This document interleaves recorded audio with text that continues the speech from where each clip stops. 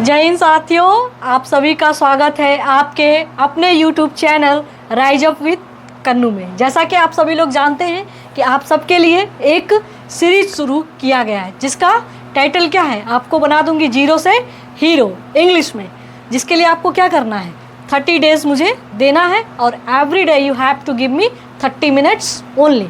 इस सीरीज की आज अपनी कौन सी क्लास है, 14th नंबर की क्लास है। बाकी अगर आपको क्लास देखना है तो आप क्या कर सकते हैं, जाएंगे ये जो आपको वीडियोस दिख रहे हैं इस वीडियो को आप लोग देखें ताकि सारी क्लासेस आपको क्या है अच्छे से समझ में आए और आज की क्लास भी आपको अच्छे से समझ में आए। आज का अपना टॉपिक हमने क्या लिया है, क्वेश्चन टैग।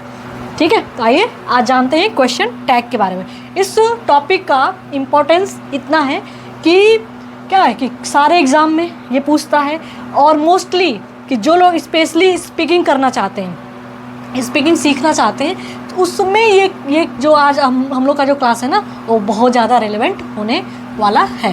देखिए कैसे, जैसे कि आप लोग बोलते होंगे ना कि बात कर, जैसे अभी देखिए मैंने क्या बोला कि मैंने कहा कि आप लोग बोलते होंगे ना, मैंने बोला ना ऐसे, तो इसको इंग्लिश में कैसे बोल कि आप लोग बोलते होंगे, इसको कैसा कहा कि यू विल स्पीक, आप बोलते होंगे यू विल, या आप बोलेंगे यू विल स्पीक, है ना। अब बोलते होंगे ना, तो ये जो ना आ गया है ना इसके बारे में हम पढ़ेंगे कि इसकी इंग्लिश क्या होती है, जिससे कि आप घर में ऐसे कैसे बातें करते हैं कि वह आ रहा है, वो आ रहा है ना, तो मम्मी क्या पूछती हैं कि वो आ रहा है कि नहीं, आ रहा है ना, वह आ रहा है ना, तो वह आ रहा है। इसके लिए तो मैंने आपको सिखा दिया है कि टेंस, आप टेंस वाला वीडियो देखिए, जो लोग नए हैं और जो लोग पहले से देख चुके हैं उनको सबसे अच्छे से बताए कि वह आ रहा है, इसका क्या हो जाएगा कि he is coming, right.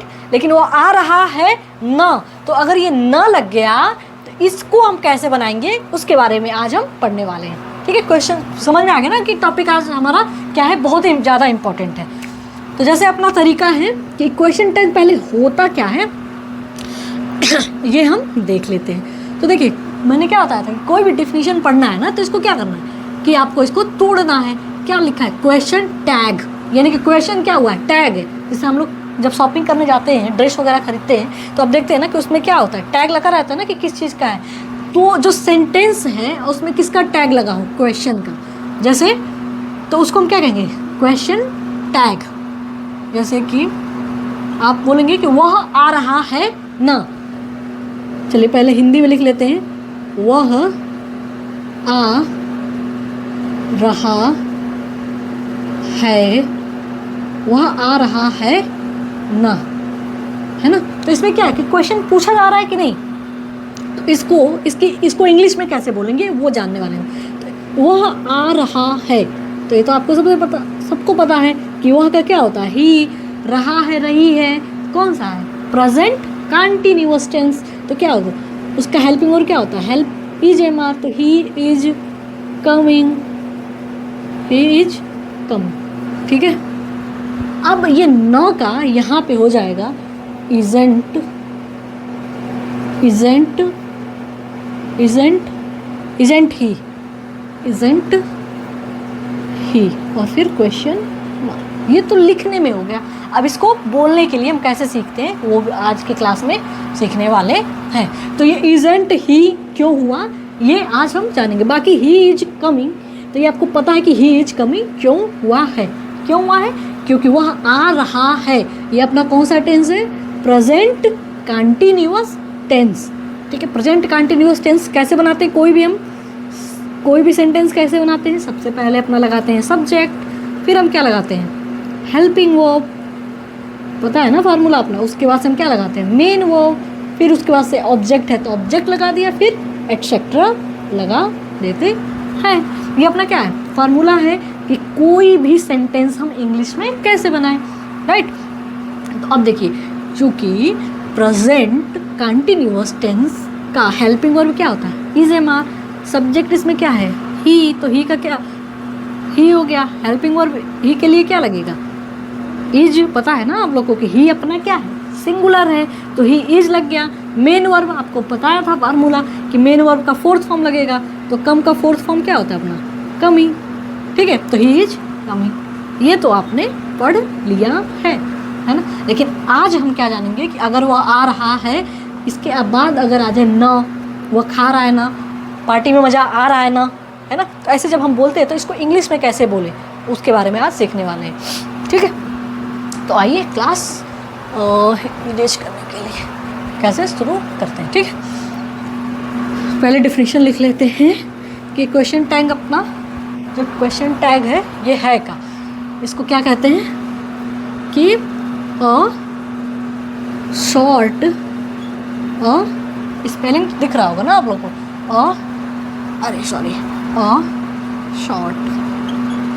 Short question, क्या हो गया आज, शॉर्ट क्वेश्चन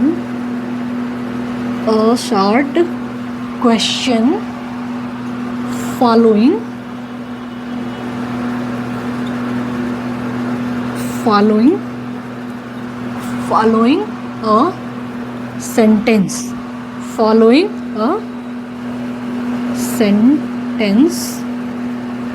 is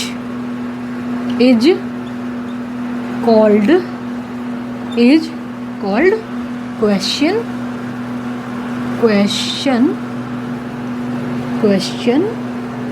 टैग। मतलब कि एक सेंटेंस में जो छोटा सा क्वेश्चन हो, ऐसा सेंटेंस को क्या कहते हैं, क्वेश्चन टैग कहते हैं। जैसे कि वह आ रहा है ना, तो he is coming, isn't he, simple as that. Clear है यहाँ तक? तो अब हम जानेंगे कि कहाँ पे कब इजंट ही होगा, क्या एमंट होता है, एमंट आई होता है कि एरंट आई होता है कि डोंट आई, कब कहाँ पे क्या होता है, ये हम जानने वाले हैं। अच्छा, मैंने इरेज कर दिया है, आई एम सॉरी, मैंने पता नहीं आपने लिखा होगा कि नहीं। अगर नहीं लिखे हैं थोड़ा सा वीडियो क्या करेंगे, पीछे करेंगे और पॉज करके लिख लीजिएगा। अब मैंने गलती से क्या कर दिया, इरेज कर दिया है। तो चलिए, टेक्नोलॉजी का यही अपना क्या है, एडवांटेज है ना, कि आप क्या करिए, इरेज हो गया है लेकिन आप चाहें तो इसको फिर से रिवर्स कर सकते हैं, है ना। तो यही सब अपना क्या है, अच्छी बात है टेक्नोलॉजी की। चलिए, तो आज हम अपना सीखते हैं। देना है अब आपको, अब से सिर्फ 10 मिनट आपको मुझे ध्यान से सुनना है, और 10 मिनट आप ध्यान सुन लिए और पूरा आप क्या हो जाएंगे, सीख जाएंगे। ठीक है, तो सबसे पहले तो ये आप समझिएगा कि जब भी इंग्लिश में हम सेंटेंस लिखते हैं तो सबसे पहले क्या लिखा जाता है, सब्जेक्ट लिखा जाता है, उसके बाद से क्या लिखा जाता है, हेल्पिंग वर्ब लिखा जाता है, और उसके बाद से मेन वर्ब लिखा जाता है, उसके बाद से ऑब्जेक्ट लिखा जाता है, उसके बाद से एटीसी लिखा जाता है। इसमें क्या होता है क्वेश्चन टैग में कि ये सारा सिस्टम होता है अपना। ठीक है, तो ये सारा होता है, कॉमा लग जाता है, और सबसे पहले यहाँ पे हेल्पिंग वर्ब होता है, ध्यान रखिएगा। यहाँ पे सबसे पहले हेल्पिंग वर्ब, और उसके बाद से क्या आ जाता है अपना, अगर ये अफर्मेटिव है, मतलब कि यहाँ पे हेल्पिंग वर्ब के बाद निगेटिव नहीं है, अगर ये अफर्मेटिव है तो यहाँ पे हेल्पिंग वर्ब, नॉट, और फिर सब्जेक्ट। ये अपना क्या है, फार्मूला है कैसे क्वेश्चन टैग बनाते हैं। एग्जाम्पल से आपको अच्छे से समझ में आएगा कि पार्टी में मज़ा आ रहा है ना, लेकिन इसमें क्या हो जाएगा, थोड़ा सा इन्फिनेटिव सेंटेंस है तो कुछ लोग को प्रॉब्लम होगी इसको समझने में। तो कोई सिंपल सा सेंटेंस लेते हैं कि कौन सा, वही अपना लिया जाए, आप इंग्लिश पढ़ते हैं ना, अच्छा आप अंग्रेजी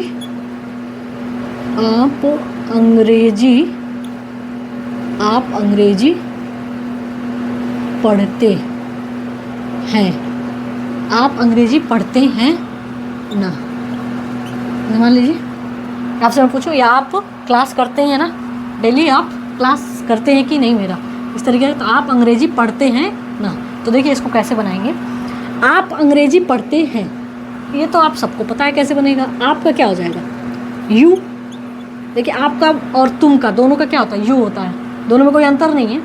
ठीक है, आप पढ़ते हैं, ठीक है, आप अंग्रेजी पढ़ते हैं, तो पढ़ते का आपको पता है कि ये अपना क्या सिंपल प्रेजेंट टेंस है, या फिर इसी को हम क्या कहते हैं कि प्रेजेंट इंडेफिनिट टेंस भी कहते हैं। तो इसकी हेल्पिंग वर्ब क्या होती है? डू डज होती है। लेकिन ये भी बताया था मैंने कि ये क्या अफर्मेटिव सेंटेंस है, तो डू डज नहीं लगता है ना, तो डायरेक्ट मेन वर्ब आ जाता है। तो you study, you study, you study English, you study English. अब ध्यान दीजिएगा, यू स्टडी इंग्लिश, कॉमा लग गया और न आया है तो ध्यान दीजिएगा कि इसका हेल्पिंग वर्ब लगता है। ठीक है, तो इसका हेल्पिंग वर्ब क्या है? आपको पता है डू डज होता है। एक काम कर लेते हैं, नहीं लगा लेते हैं। आप अंग्रेजी नहीं पढ़ते हैं ना, नहीं, ताकि थोड़ा सा आपको अच्छे समझ में आ जाए, बाकी कोई दिक्कत नहीं, इसका भी बन जाएगा, मैं बता दूँगी। देखिए, you study English don't you, ठीक है, डोंट यू होगा यहाँ पे। लेकिन मुझे थोड़ा सा समझाने में लग रहा है कि आपको बोर ना हो जाए कि यहाँ पे डोंट कैसे है, क्योंकि यहाँ पे तो हेल्पिंग वर्ब कुछ है ही नहीं, कन्फ्यूजन ना हो, इसलिए मैं इस सेंटेंस को थोड़ा सा मॉडिफाई करती हूँ और इसको मैं लिख दे रही हूँ कि आप अंग्रेजी नहीं पढ़ते हैं ना। तो पहले आप ये पढ़िए, बनाइए, आप अंग्रेजी नहीं पढ़ते हैं, तो इसका क्या हो जाएगा? You do not, you do not study, you do not study English, you do not study English. आप अंग्रेजी नहीं पढ़ते, इसका इंग्लिश क्या हो जाएगा? You do not study English, ठीक है। या आप अंग्रेजी नहीं बोलते तो क्या हो जाएगा? You do not speak English. चलिए इस स्पीक ले लेते हैं, आप लोग कोशिश नहीं कर रहे हैं तो इसलिए पूरा ले लेते हैं। आप अंग्रेजी नहीं बोलते हैं, बोलते हैं, है ना, आप अंग्रेजी नहीं बोलते हैं ना, तो इसका क्या हो जाएगा? You do not speak,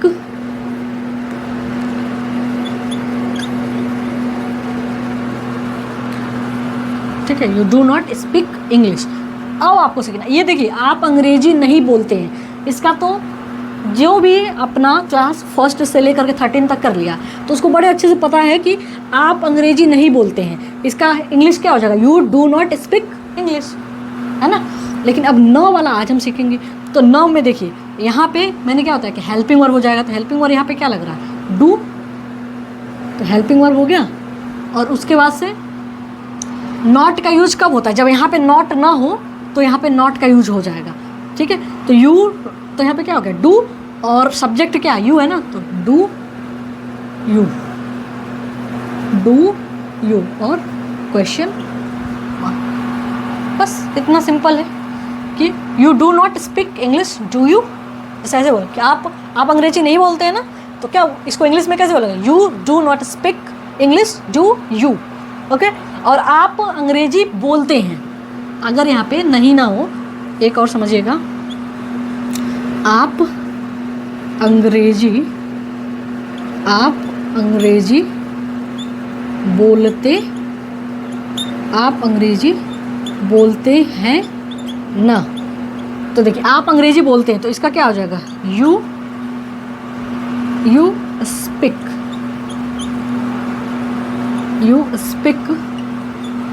English. अब देखिए, यू स्पीक इंग्लिश। अब यहाँ पे हेल्पिंग वर्ब, देखिए हेल्पिंग वर्ब इस पर छुपा हुआ है, तो क्या हो जाएगा? हेल्पिंग वर्ब डू होता है तो डोंट हो जाएगा, या डू नॉट, तो डू नॉट का यहाँ पे शॉर्ट फॉर्म लिखा जाता है डोंट, और उसके वजह से क्या अपना सब्जेक्ट है तो डोंट यू, क्वेश्चन मार्क। समझ में आ रही है आप लोग को? नहीं आ रही होगी तो एक काम करते हैं, एक और एग्जाम्पल रखते हैं अच्छे से, ठीक। देखिए फिर भी एक बार रुकी, मैं कोशिश कर रही हूँ, इसके बाद एक और एग्जाम्पल समझा दूँ। नहीं भी आएगा तो अगले वाले से तो ज़रूर आ जाएगा, फिर भी एक बार इसको सुनिए। आप अंग्रेजी नहीं बोलते हैं ना, तो आप अंग्रेजी नहीं बोलते हैं, इसकी इंग्लिश क्या हो जाएगी? You do not speak English, right. और न के लिए क्या लग जाता है? मैंने क्या बताया था कि हेल्पिंग वर्ब पहले आ जाता है। तो देखिए यहाँ पे हेल्पिंग वर्ब क्या है? डू है, तो डू पहले आ गया, उसके बाद से सब्जेक्ट आ जाता है डू यू, ठीक है। और आप अंग्रेजी बोलते हैं, तो इसकी इंग्लिश क्या होती है? You speak English. और यहाँ पे हेल्पिंग वर्ब क्या होता है? निगेटिव के साथ आ जाता है डोंट यू। कहने का मतलब क्या है कि अगर ये वाला पूरा लाइन अगर निगेटिव है, ये क्या है अपना? निगेटिव है। देखिए निगेटिव सेंटेंस है ना, तो ये जब हम बनाते हैं तो ये अपना हम पॉजिटिव बनाते हैं। ओके, देखिए डू यू हो गया। लेकिन अगर ये वाला सेंटेंस अपना पॉजिटिव है, ये पूरा सेंटेंस पॉजिटिव है ना, आप अंग्रेजी बोलते हैं, ध्यान दीजिएगा, आप अंग्रेजी बोलते हैं, ये पॉजिटिव सेंटेंस हो गया ना कि यू स्पीक इंग्लिश। तब यहाँ पे न के लिए हम क्या लगा देते हैं? निगेटिव बना देते हैं। यही बताना चाह रही थी मैं। Is it being clear? Okay, चलिए, अगर अभी भी नहीं समझ में आ रहा होगा तो एक और सेंटेंस देखते हैं स्टार्टिंग से।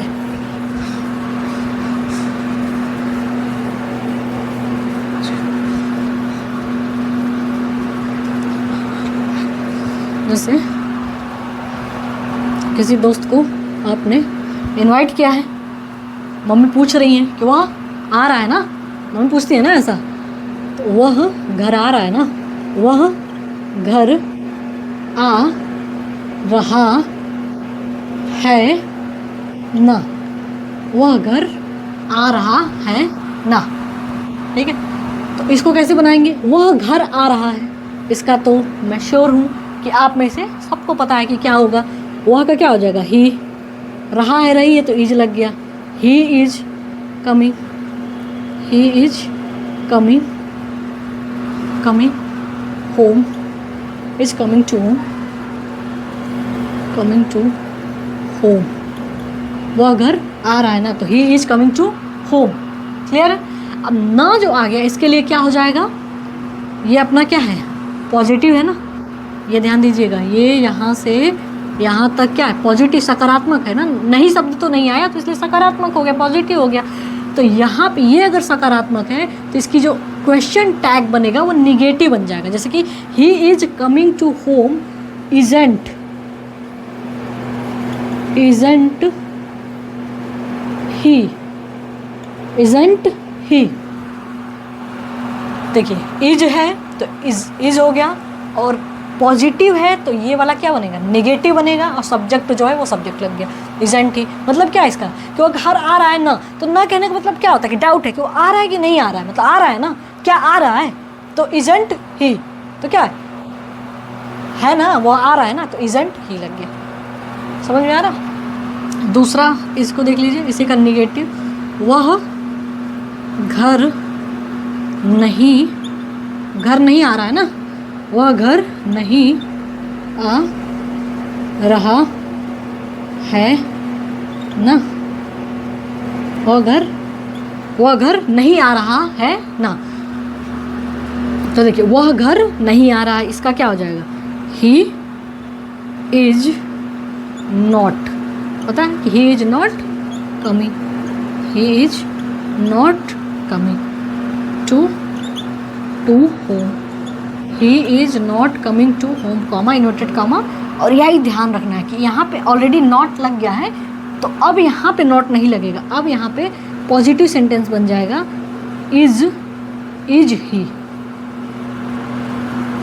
आई कैपिटल हो जाएगा, इज ही। देखिए यहाँ पे पहले नॉट लग चुका है, तो अब नॉट यहाँ नहीं लगेगा।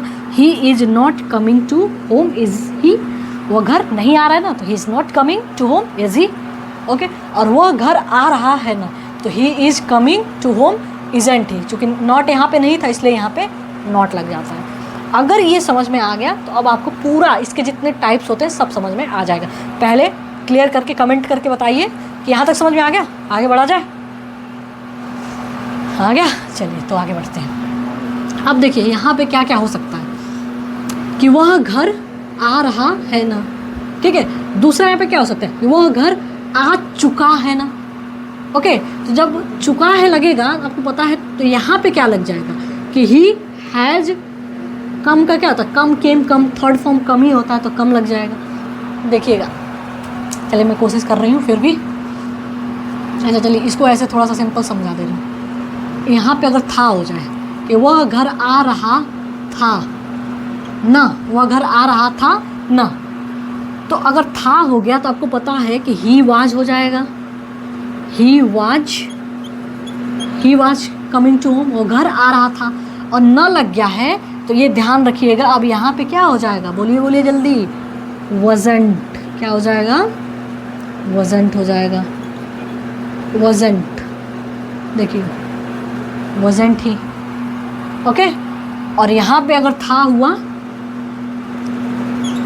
पास्ट टेंस, अपना पास्ट कंटिन्यूअस टेंस, वह घर नहीं आ रहा था, तो यहाँ पे क्या, ही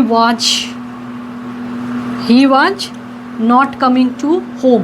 अब वाज नॉट पहले आ गया है तो वाज ही हो जाएगा, यहाँ पे वाज ही, क्लियर है। और यहाँ पे क्या, आ रहा होगा, ठीक है। अगर यहाँ पे आ रहा होगा हो जाए तो यहाँ पे क्या हो जाएगा, विल हो जाएगा, ही विल बी कमिंग।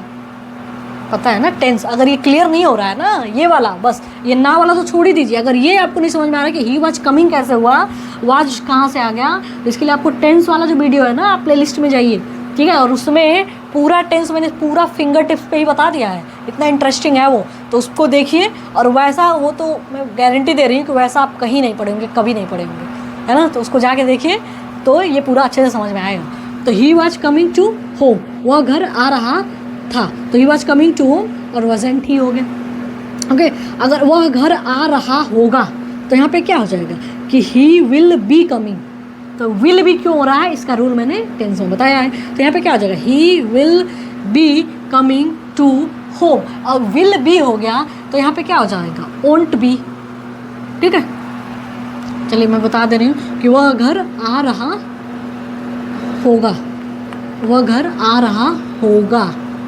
अगर यहाँ पे आ गया वह घर, अपना फ्यूचर टेंस हो गया ना, वह घर आ रहा होगा, तो इसका क्या हो जाएगा, he will be coming to home. तो यहाँ पे विल बी हो गया तो इसका अपना क्या हो जाएगा, ओंट बी, ओंट ही। तो विल का जो है अपना क्या होता है, ओंट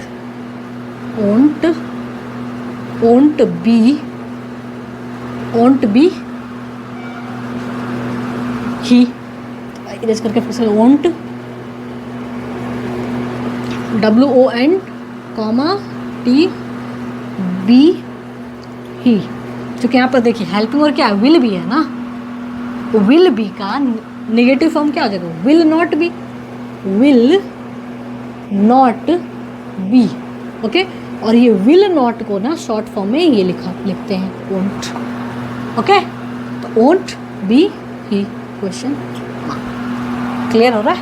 ऐसे ही अगर यहाँ पे रहता कि वह घर नहीं आ रहा, वह घर, अच्छा हाँ, वह घर नहीं आ रहा होगा, वह घर नहीं आ रहा होगा, कहाँ जा रहा होगा, कहीं पार्टी वार्टी में जा रहा होगा, वह घर नहीं आ रहा होगा ना, तो क्या हो जाएगा यहाँ पे कि ही विल नॉट बी होता है, he will not be coming to home, और विल नॉट हो गया है तो अब यहाँ पे ओंट जो है अपना नहीं होगा, अपना क्या हो जाएगा, विल बी, तो विल ही हो जाएगा अपना नॉर्मल, विल ही। क्लियर हो रहा है ना ये सारी चीज़ें, ओके। तो ये अपना क्या था, अपना फार्मूला था। अब देखिए फार्मूले में क्या है, यहाँ पे आप टेंस बदलिए, यहाँ पे हेल्पिंग वर्ब बदलिए, अगर मेन वर्ब बदलना है तो बदलिए, नहीं बदल रहा है तो मत बदलिए। और ये हेल्पिंग वर्ब यहाँ पे अगर पॉजिटिव है, जैसे विल बी है, ओके, तो यहाँ पे ओंट बी हो गया। लेकिन यहीं पे अगर विल नॉट बी हो गया तो यहाँ पे सिर्फ सिंपल विल बी हो जाएगा। क्लियर हो रहा है, ओके। आगे बढ़ा जाए। अब मैं सोच रही हूँ कि आपको क्यों ना पूरा बता दूँ कि सबका शॉर्ट फॉर्म क्या होगा, ठीक है। तो शॉर्ट फॉर्म आप देख लीजिएगा। चलिए इरेज कर दूँ, ये इरेज कर दूँ। अगर जो लोग नहीं लिखे हैं इसको पॉज करके आप क्या कर सकते हैं, स्क्रीनशॉट ले सकते हैं, ओके। तो इरेज कर देती हूँ ताकि और भी आगे आपको बताया जा सके।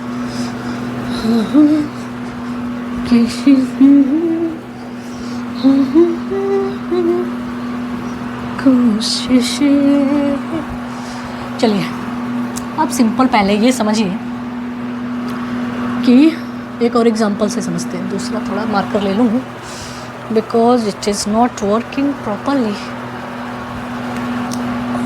चल रहा है, हाँ ठीक है, सही है अपना। चलिए आप एक और एग्जांपल समझते हैं। एक और example, I am going now. अच्छा,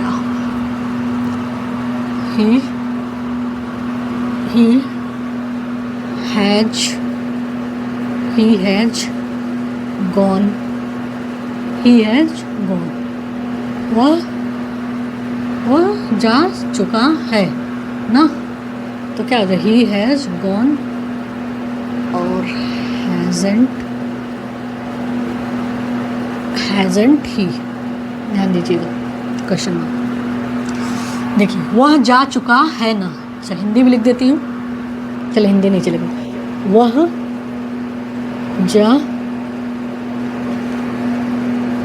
जा चुका है ना, है ना। हॉस्टल में ये कांड बहुत होता है। क्या होता है, जब ब्रेकअप होता है तो जब दोस्त रोते हैं तो हम लोग क्या बोलते हैं, अरे वो जा चुका है ना, अब छोड़ो, मूव ऑन करो, है ना। तो इसी को इंग्लिश में अगर समझाना है तो क्या करोगे, अगर रो रही है और वहीं जाओ कि इंग्लिश समझाओ, क्या करेगी वहीं जूता होता जो भी होगा बजाना शुरू कर देगी। But anyway that is the part of joke. लेकिन अगर इसी को क्या है, आपको इंग्लिश में बोलना है कि वह जा चुका है ना, तो आप क्या बोलेंगे, वह जा चुका है, ही हैज़ गॉन। सबको पता है कि वह जा चुका है, क्या होगा, ही हैज़ गॉन होगा, ये आपको टेंस वाले में बताया जा चुका है। लेकिन यहाँ पे हैज़ेंट ही कैसे हुआ, ये एक बार फिर से समझ लीजिए। देखिए क्या होता है कि अगर ये, ध्यान दीजिएगा, अगर ये ना पॉजिटिव है, मतलब अफर्मेटिव सेंटेंस है। अफर्मेटिव मतलब तो सकारात्मक, मतलब इसमें नॉट का यूज नहीं है। तो देखिए कहीं नॉट का यूज है, नहीं है ना। तो यहाँ पर अगर नॉट का यूज नहीं है तो, और क्वेश्चन टैग है, तो ये नॉ को ट्रांसलेट करते समय ना ये हेल्पिंग वर्ब के साथ हम नॉट लगा देते हैं। तो इसका एक्चुअल में क्या होगा, हैज़ नॉट हो जाएगा। और जो हैज़ नॉट है ना, ये हैज़ नॉट, इसी को हम स्मार्ट तरीके से शॉर्ट फॉर्म में इसको हम ऐसे लिखते हैं, HASN, और ये ओ हटा देते हैं और यहाँ पे क्या एपोस्ट्रोफी लगा देते हैं, और ही, और सब्जेक्ट लगाना तो सब्जेक्ट पे ही हो गया। यही समझाना चाह रही थी मैं। क्लियर हो रहा है यहाँ तक। अब देखिए इसी को अफर्मेटिव, ये अपना क्या अफर्मेटिव है, निगेटिव में बताएं तो वह जा चुका है ना, वह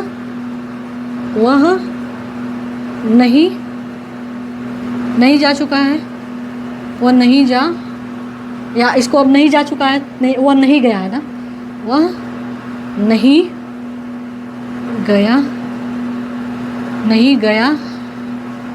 गया है ना। दोस्त बोलती है ना, अरे वो जा ही नहीं रहा है, वो नहीं गया है ना। या फिर आप कंफर्मेशन लेते हैं कि वो नहीं गया है ना दिमाग से, अभी वही घूमता है ना दिमाग में, आता नहीं सब चीज़ें। तो वह नहीं गया है ना, तो वह नहीं गया है, तो इसका क्या हो जाएगा, he has not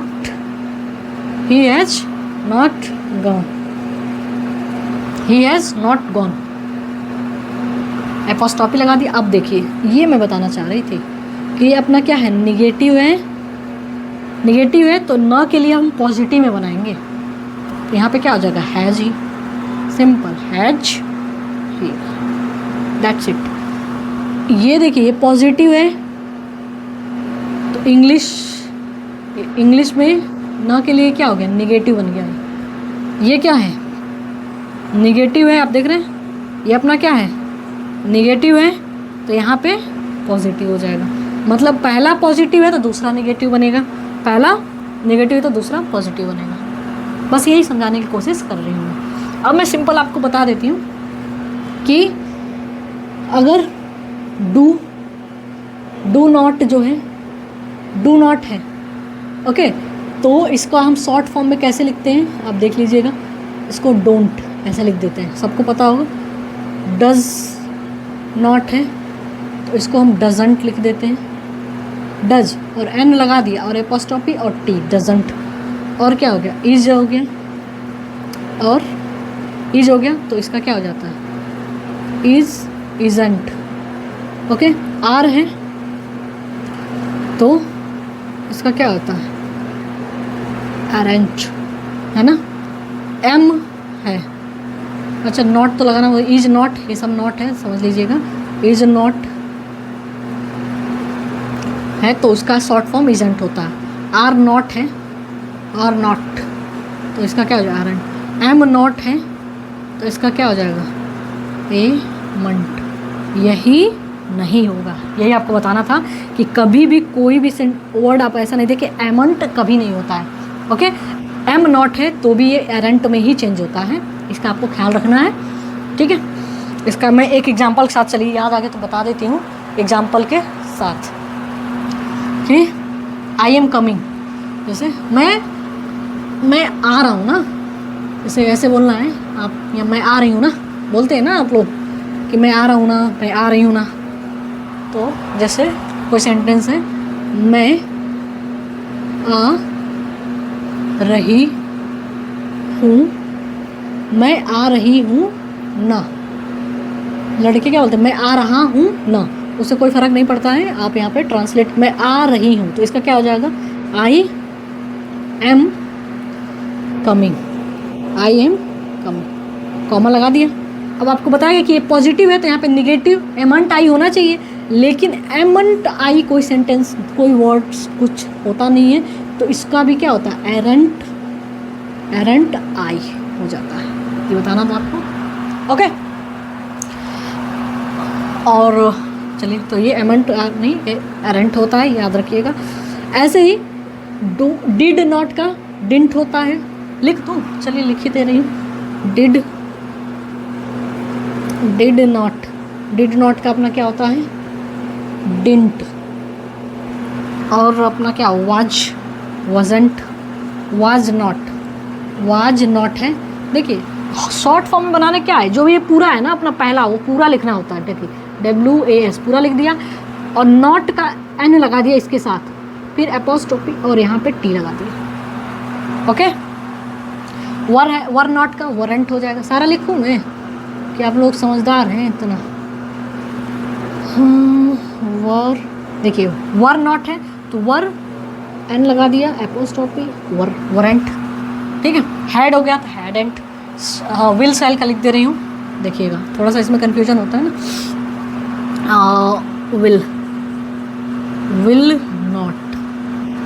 will not का थोड़ा सा अलग होता है, याद रखिए WON होता है और एपोस्ट्रोफी ओंट हो जाता है। ओके, और सेल नॉट का भी थोड़ा अलग होता है, सेल नॉट। ओके, जो है अपना सेल नॉट का क्या होता है? शांट हो जाता है, ऐसे है। ठीक है, तो विल नॉट का ओंट हो जाता है, सेल नॉट का शांट हो जाता है। ओके, और एक और बहुत ही ज़्यादा इम्पोर्टेंट आप समझिएगा कि कैसे कि कोई सेंटेंस है, जैसे कि आई हार्डली गो देयर, मैं वहाँ कभी कभार ही जाती हूँ, तो मैं कभी कभार ही जाती हूँ, तो I hardly go there, I hardly go there. कहने मतलब ये है कि ये जो अपना सेंटेंस है इसमें क्या है? एक निगेटिव सेंस आ रहा है ना कि I hardly go there, I rarely go there, मैं कभी कभार ही जाती हूँ। ठीक है, तो इस तरीके कोई सेंटेंस है जिससे निगेटिव वाइब्स आ रहा है अपना, तो यहाँ पे आपको इसको निगेटिव नहीं बनाना है, क्योंकि ऑलरेडी ये निगेटिव सेंटेंस है ना। आई हार्डली गो देयर, तो यहाँ पे अपना क्या हो जाएगा? डू आई होगा, डोंट आई नहीं होगा, याद रखिएगा। ठीक है, देखिए आई गो देयर अगर होता, अगर आई गो देयर होता तो वहाँ पे क्या लगता? डोंट आई हो जाता।